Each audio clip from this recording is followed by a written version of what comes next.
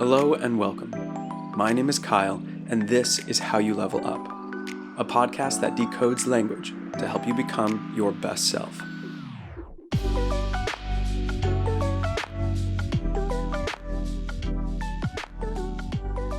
Today we ask, what is sacred?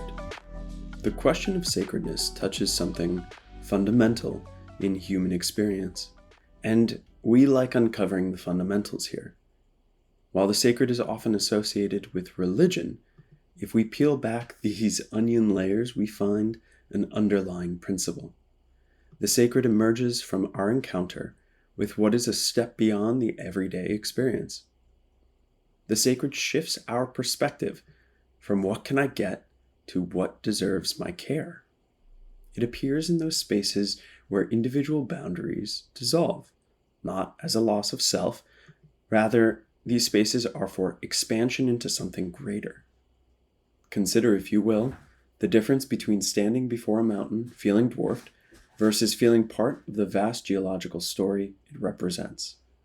This threshold between self and expansion is where the sacred lives. The sacred seems to be between our finite selves and infinite vastness. To understand this connection, let's recall to mind awe. That emotion where we experience wonder or amazement that we talked about in episode 88. Awe has a unique quality of being tied to vastness and the grand moments of life.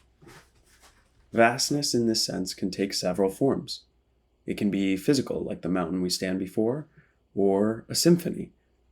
It can be temporal, like when you're transported through time by ascent, semantic, like when you finally understood a concept you've been working on, or even unsettling when it clashes with your worldview. We feel awe when we're not in the realm of the mundane world of materialism, money, acquisition, and status signaling. Awe exists beyond the profane, in and with that which is sacred. One flavor of awe was collective effervescence. This is those moments when we identify with something larger than our individual selves.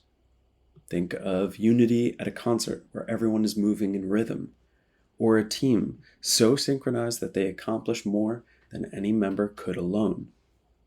These experiences remind us that when we consider ourselves part of something larger, we naturally want to help it grow and thrive.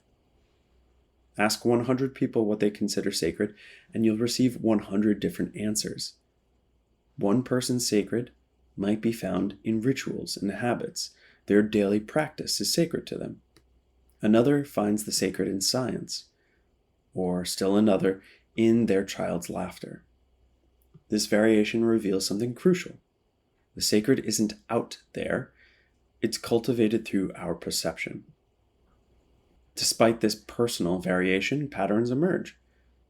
That which is sacred, it is always transformative, uncommon, relational, awe-inspiring. The transformative is shifting us toward respectful caretaking from the egocentric self. The uncommon is standing apart from everyday mundane concerns. The relational is existing between self and vastness, not inherently in objects themselves. And the awe-inspiring is fundamentally tied to encounters with that vastness in its many forms. The sacred reminds us that the universe is immense. The sacred calls us beyond individual concerns. The sacred guides us toward caring participation in the story of existence.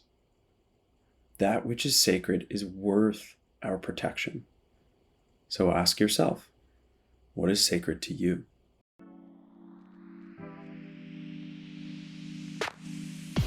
Thank you for listening to How You Level Up. If you're enjoying the show, subscribe and give a 5-star rating. There are new episodes each month asking questions about timeless communication lessons. Language is a medium for sharing, and the knowledge unpacked here can be applied to anyone, anywhere, facing any challenge. If there's a question or topic you'd like me to dive into next, send a note to any of my connected social media accounts. This is all about how you level up.